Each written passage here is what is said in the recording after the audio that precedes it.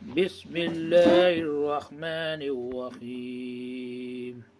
السلام علیکم ورحمۃ اللہ وبرکاتہ۔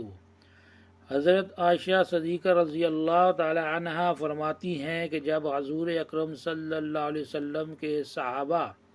رضی اللہ تعالی عنہم کی تعداد 38 ہو گئی تو وہ ایک دفعہ اکٹھے ہوئے اور حضرت ابو بکر صدیق رضی اللہ تعالی عنہ نے حضور اکرم صلی اللہ علیہ وسلم سے اس بات کا اصرار کیا کہ اب کھل کر اسلام کی دعوت دی جائے۔ آپ صلی اللہ علیہ وسلم نے فرمایا، اے ابو بکر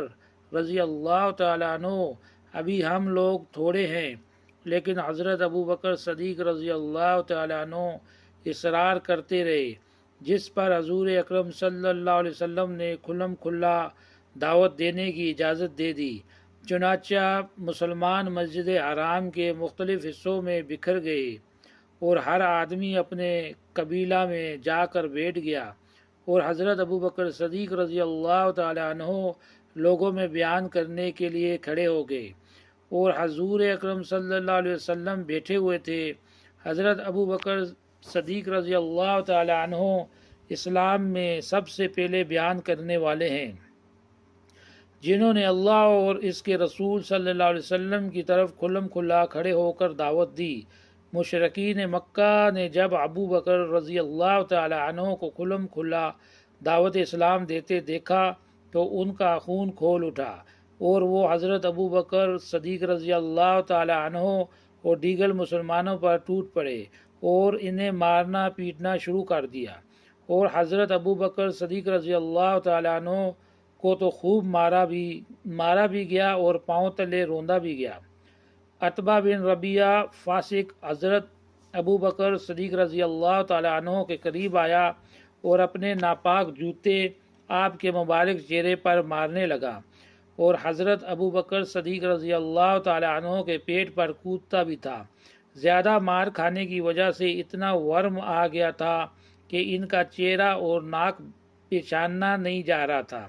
حضرت ابو بکر صدیق رضی اللہ تعالی عنہ کے قبیلہ بنو تمیم والے دوڑتے ہوئے آئے اور حضرت ابو بکر صدیق رضی اللہ تعالی عنہ سے مشرکین کو ہٹایا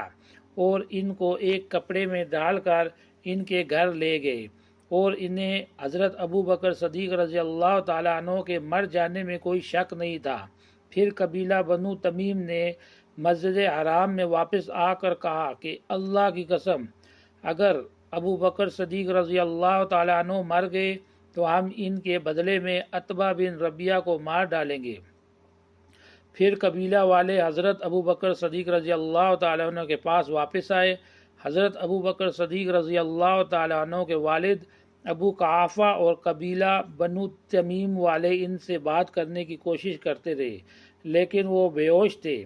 انہوں نے سارا دن کوئی جواب نہ دیا، تو دن کے آخر میں ہوش آنے پر حضرت ابو بکر صدیق رضی اللہ تعالیٰ عنہ نے بات کی تو یہ کہا، رسول اکرم صلی اللہ علیہ وسلم کا کیا ہوا؟ تو وہ لوگ حضرت ابو بکر صدیق رضی اللہ تعالیٰ عنہ کو برا بھلا کہنے لگے اور انہیں ملامت کرنے لگے، اور اٹھ کر چل دیے، اور ان کی والدہ ام خیر سے کہے گئے کہ ان کا دھیان رکھے اور انہیں کچھ کھلا پلا دیں۔ جب وہ لوگ چلے گئے اور ان کی والدہ اکیلی رہ گئیں تو وہ کھانے پینے کے لیے اصرار کرنے لگی، مگر حضرت ابو بکر صدیق رضی اللہ تعالیٰ عنہ یہی پوچھتے رہے کہ رسول اکرم صلی اللہ علیہ وسلم کا کیا ہوا؟ ان کی والدہ نے کہا، اللہ کی قسم، مجھے تمہارے حضرت کی کوئی خبر نہیں۔ تو حضرت ابو بکر صدیق رضی اللہ تعالیٰ عنہ نے کہا کہ آپ ام جمیل رضی اللہ تعالیٰ عنہا بنت الخطاب کے پاس جائیں اور ان سے حضور اکرم صلی اللہ علیہ وسلم کے بارے میں پوچھ کر آئیں۔ چنانچہ وہ ام جمیل رضی اللہ تعالی عنہ کے پاس گئیں اور ان سے کہا، ابو بکر تم سے محمد بن عبداللہ صلی اللہ علیہ وآلہ وسلم کے بارے میں پوچھ رہے ہیں۔ ام جمیل رضی اللہ تعالی عنہ نے کہا، میں نہ تو ابو بکر صدیق رضی اللہ تعالی عنہ کو جانتی ہوں اور نہ محمد صلی اللہ علیہ وسلم کو۔ ہاں، اگر تم کہو تو میں تمہارے ساتھ تمہارے بیٹے کے پاس چلتی ہوں۔ انہوں نے کہا، ٹھیک ہے۔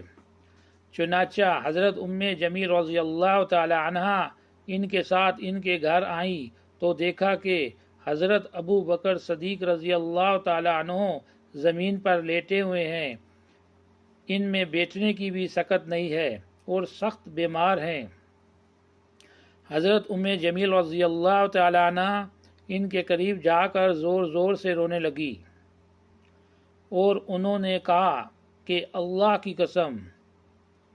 آپ کو جن لوگوں نے یہ تکلیف پہنچائی ہے وہ بڑے فاسق اور کافر لوگ ہیں، اور مجھے یقین ہے کہ اللہ تعالیٰ ان سے آپ کا بدلہ ضرور لے گا۔ حضرت ابو بکر صدیق رضی اللہ تعالی عنہ نے کہا، رسول اکرم صلی اللہ علیہ وسلم کا کیا بنا؟ حضرت جمیل رضی اللہ تعالی عنہا نے کہا، یہ آپ کی والدہ سن رہی ہیں۔ حضرت ابو بکر صدیق رضی اللہ تعالی عنہ نے کہا، ان سے تمہیں کوئی خطرہ نہیں ہے۔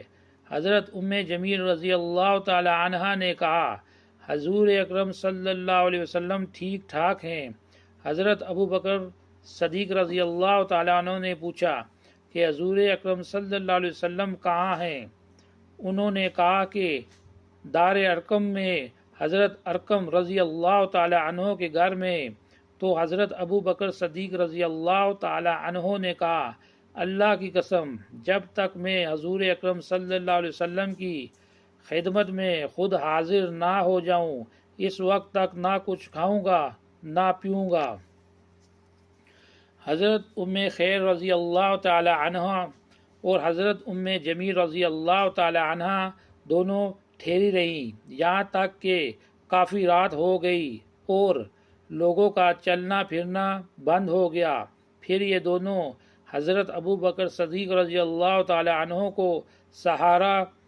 دیتے ہوئے لے کر چلیں، یہاں تک کہ حضور اکرم صلی اللہ علیہ وسلم کی خدمت میں پہنچ گئی۔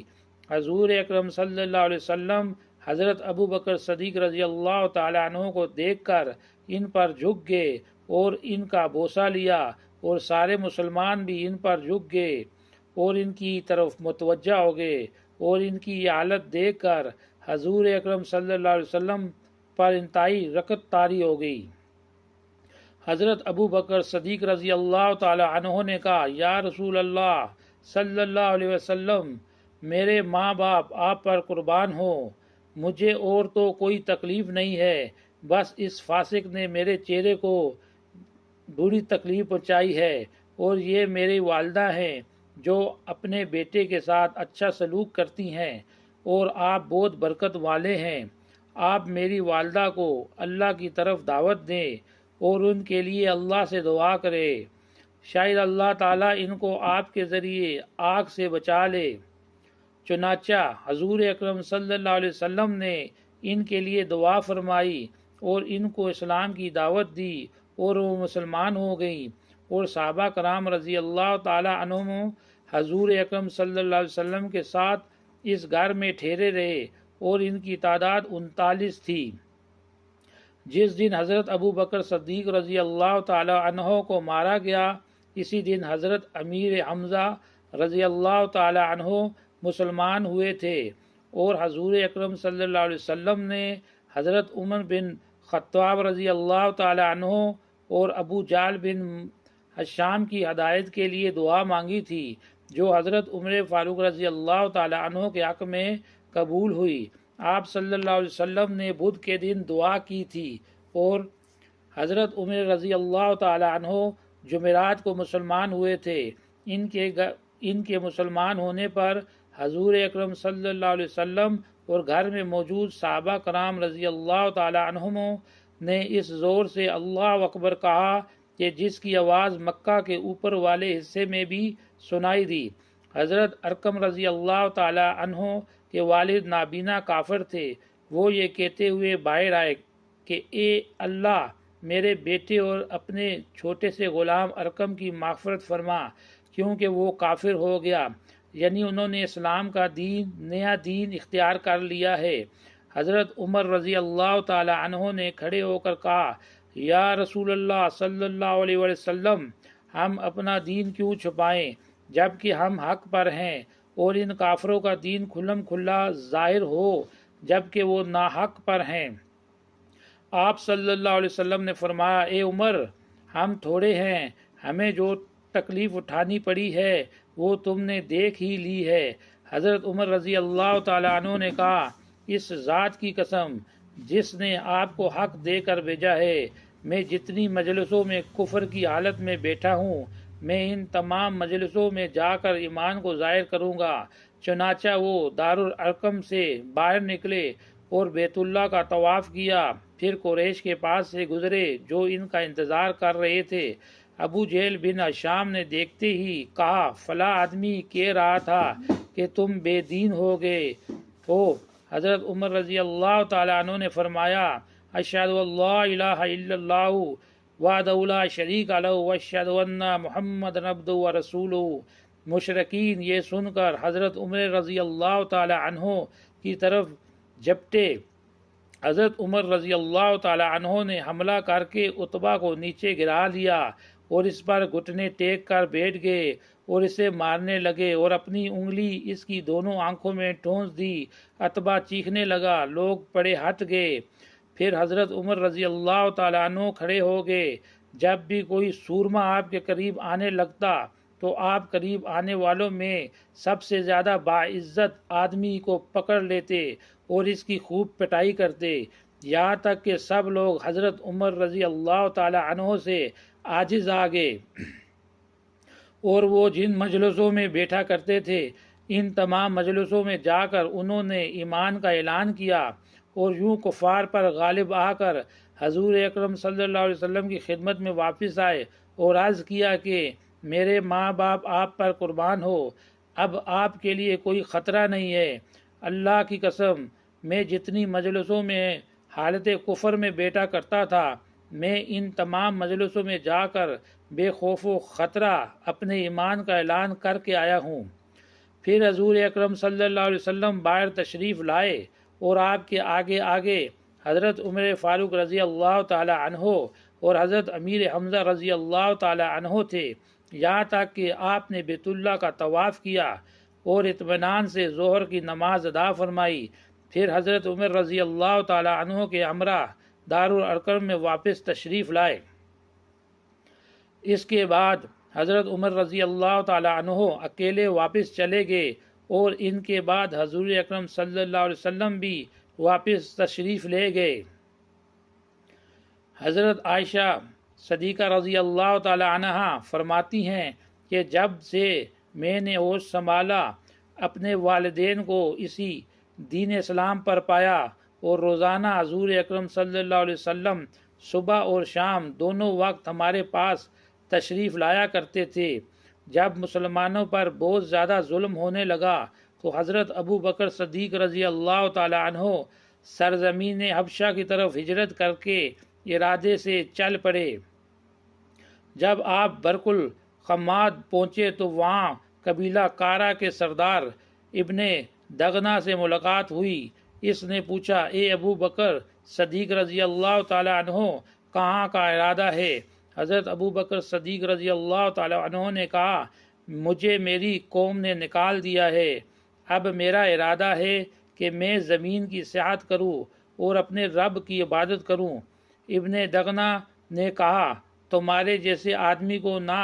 خود نکلنا چاہیے اور نہ اس کو نکالنا چاہیے، کیونکہ تم نایاب چیزوں حاصل کر کے لوگوں کو دیتے ہو اور صلح رحمی کرتے ہو، ضرورت مندوں کا بوجھ اٹھاتے ہو اور مہمان نوازی کرتے ہو اور مصائب میں مدد کرتے ہو۔ میں تمہیں پناہ دیتا ہوں، تم واپس چلو اور اپنے شہر میں اپنے رب کی عبادت کرو۔ چنانچہ حضرت ابو بکر صدیق رضی اللہ تعالی عنہ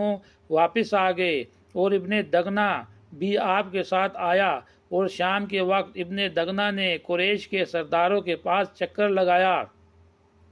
اور ان سے کہا کہ ابو بکر جیسے آدمی کو نہ خود مکہ سے جانا چاہیے اور نہ کسی کو ان کو نکالنا چاہیے۔ کیا تم ایسے آدمی کو نکالتے ہو جو نایاب چیزوں کا حاصل کر کے لوگوں کو دیتا ہے اور صلح رحمی کرتا ہے اور ضرورت مندوں کا بوجھ اٹھاتا ہے